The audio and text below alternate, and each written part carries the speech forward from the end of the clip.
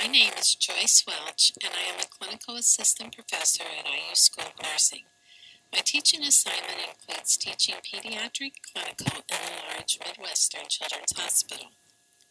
My clinical groups include 5 6-semester students having pediatric clinical twice a week for 3 weeks. My colleague, Teresa Korn, who is a clinical faculty at IU School of Nursing and continues to work as a staff nurse at Riley Hospital for Children, has worked with me in developing and initiating this project.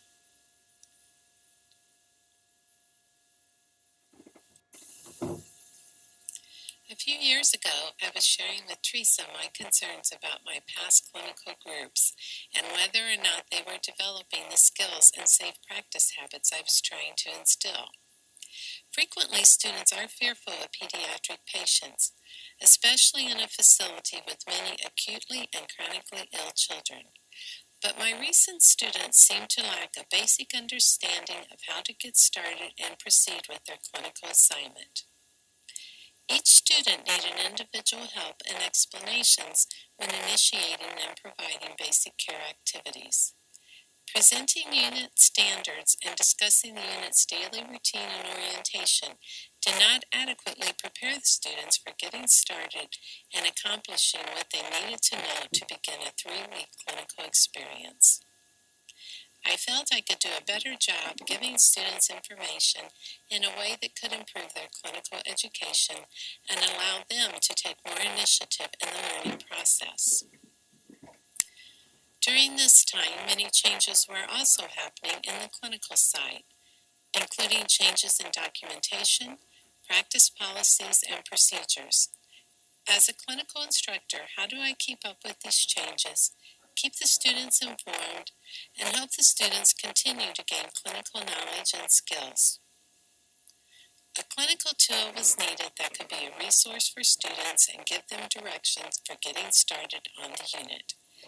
If the tool could be used daily, it should help the students begin to develop basic safe patient care habits that could also carry over to other clinical experiences. Teresa and I began working to develop a tool that would meet our needs. A daily log that students could quickly check off activities as they were completed. Initially, the daily log was developed by compiling a list of minimum expectations for a new graduate nurse working in this clinical setting. By reviewing the daily log, the student could begin to develop a routine of providing safe patient care and know what the basic expectations were. The instructor would be available for assistance and supervision, but the student could be more self-directed in providing care. The daily log was developed further by reviewing National Patient Safety Goals and QSEN competencies and KSAs. National Patient Safety Goals were included and currently are highlighted so students recognize their significance. Several activities in the daily log stem from the skills statements identified for the QSEN competencies. As I present the different sections of the log to students, they begin to recognize the skills they need to develop and demonstrate during this clinical experience. The process for developing the daily log has been ongoing with changes made each semester as changes occur in the clinical setting. All changes are consistent with clinical course objectives and hospital policies. The developed daily log is 4 pages long and divided into 8 sections. While a shorter tool was initially desired, we did not want to delete important information and decided to keep 4 pages. The log is a checklist, short answer format. Each section will be discussed along with examples of what is included in that section. A copy of the current daily log is found under the Resources tab. The first section of the daily log is Safe Environment Initial Care, which focuses on what students need to do prior to beginning patient care and what safety checks should be done as part of the patient's initial assessment. As an example of what is included, students are expected to read the patient's entire chart summary report, which they receive at the beginning of the shift. This report informs the student of the patient's current orders, but frequently the students would quickly review the report and not comprehend what was included. When asked questions in pre-conference, such as, what IV fluid does the patient have hanging? What are the feeding orders? The student would state she did not know and question where she would find this information. Students were either not reading or not comprehending this report.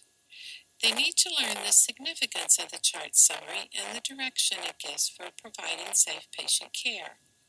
Also included are safe patient care standards such as washing hands, universal precautions, ID and allergy ban checks, the correct IV fluids infusing, and equipment safety checks in the patient's room. Throughout the checklist format, a few fill in the blanks are added just to keep the students from going down the column checking everything without completing the task. For example, the student needs to state where the ID band is on the patient and where the code sheet is posted in the room. Developing safe practice habits is the focus in all sections of the daily log. Several of the activities stated help educate students on the skills stated in the QSEN competency on safety. Students are learning how standardized practices, such as daily safety checks and universal precautions, support safety and quality. Students also see how the visual reminders of what activities need to be done each day are helpful in remembering to complete specific tasks. Staff nurses have visual reminders to help organize their day and assure they are completing necessary patient care activities.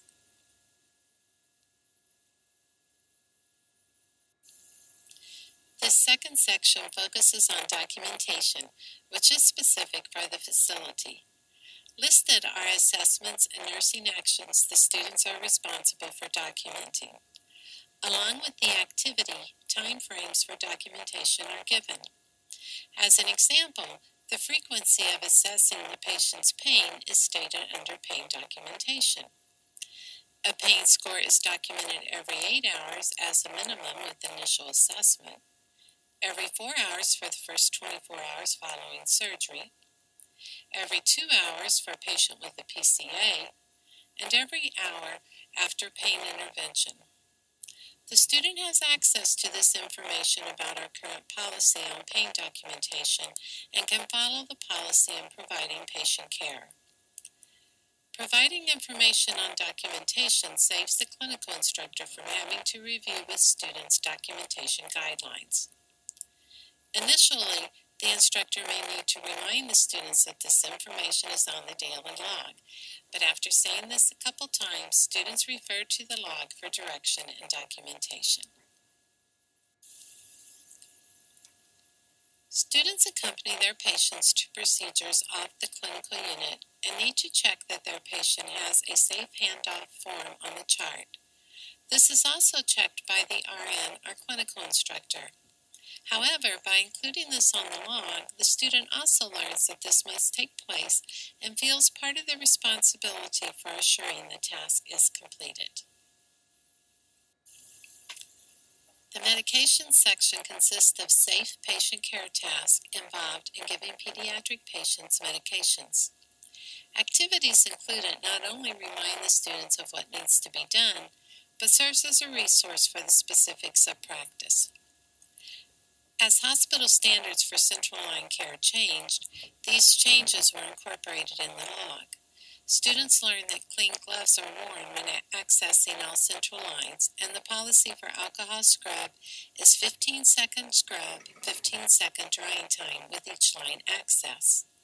When initially presenting this information to students, students are informed that this is current best practice for children's hospitals at this time. This allows for a brief beginning discussion on evidence-based practice related to pediatrics. Central line activities are also starred so students recognize central line care as part of the national patient safety goals.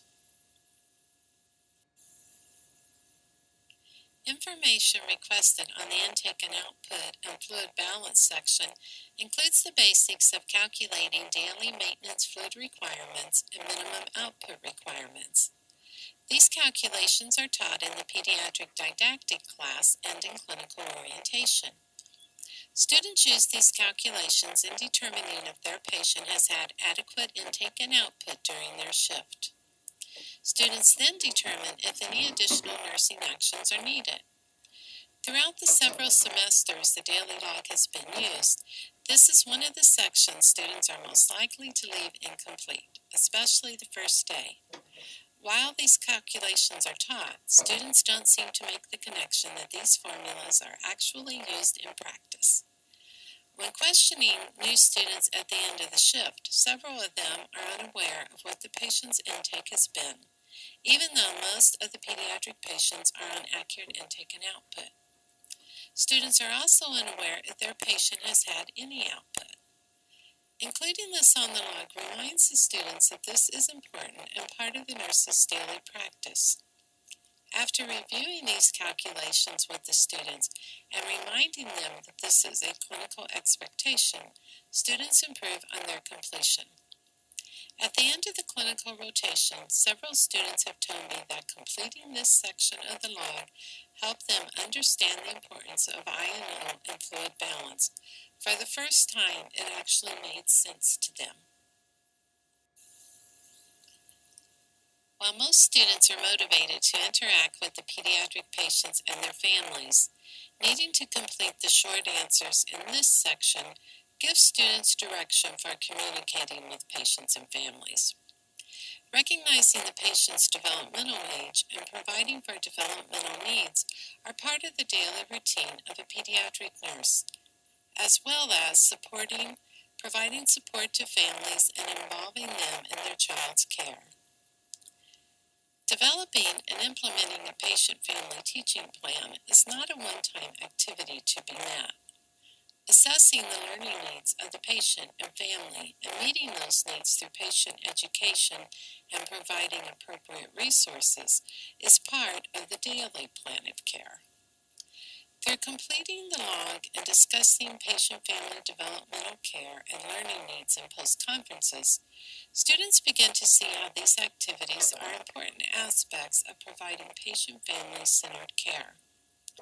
Information the students include in the log, as well as information collected during a more in-depth family assessment, provides a good starting point for discussing patient-family centered care during post-conferences. Along with looking at the skills needed in providing care, discussions progress to include many aspects of the QSEN knowledge and attitudes related to patient-centered care. Students are encouraged to remain non-judgmental and objective in their view of the patient and family. Discussions are led to assist students in recognizing differences in the diverse populations seen in the hospital, and how these affect attitudes and behaviors related to health care, pain, and child-rearing practices. Students are expected to participate in clinical rounds. With disease-based units in this hospital setting, clinical rounds are at a specific time and students are to be present when their patient is discussed. Students are assured that the healthcare team wants them present and values their input. Students are told that it is okay if they are asked a question and don't know the answer. They can state that they will ask the staff nurse or their instructor. The instructor assures them that questions are not asked to put them on the spot or intimidate them. They are asked questions because they are part of the team. As students become more comfortable, they are very satisfied when they are able to verbally contribute to clinical rounds. By participating in rounds, the students meet some of the skills of the QSEN competency on teamwork and collaboration. Students begin to see the differing roles of the various healthcare team members and how these services work together in providing care for a sick child. They observe how the team communicates with each other. Through conversations with the clinical instructor, the student is given a role in the process. Students are encouraged to let the patient, if age appropriate, and family know when clinical rounds start each day and approximately when the team will be to their room. Students are also encouraged to have the family think about what questions they want to ask. If the parents are not comfortable asking questions or forget to ask, the student can ask the question for the parent.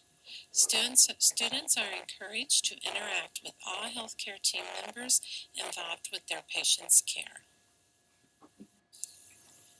While on the student's written care plan, nursing diagnoses are stated.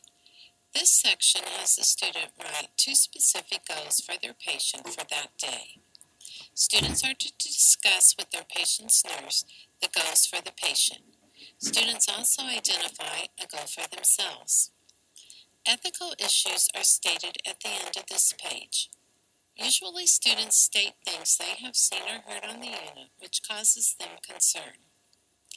Items listed in this section frequently provide topics to be included in post-conference discussions. In reviewing students' comments, faculty are able to gain insight into student issues with decisions made regarding patient care. Once the daily log was developed, a pilot project involving 2 clinical groups was completed to trial use of the daily log. Students were oriented to use of the log with each section discussed in detail. The clinical instructor explained that the information on the log not only informed the student of the clinical expectations for care being provided, but served as a resource for providing that care as well. In reviewing the log, the instructor was not concerned that every section be fully completed each time, but that the student completed as many of the sections as possible. For the first couple days, there may be some incomplete areas. However, as the student progressed, the goal was that the student could complete all areas. One of the instructor's goals for the log was to assist the students in being more self-directed. If the instructor was busy with another student, students could refer to the log for what patient care activities needed to be accomplished. By completing safety checks and other log activities daily, students would begin to develop safe patient care habits that could be continued throughout other clinical experiences and into their nursing careers. The students' response to orientation of the log was positive. They were excited to begin, and most felt that by reviewing the daily log, they knew what the pediatric clinical expectations were.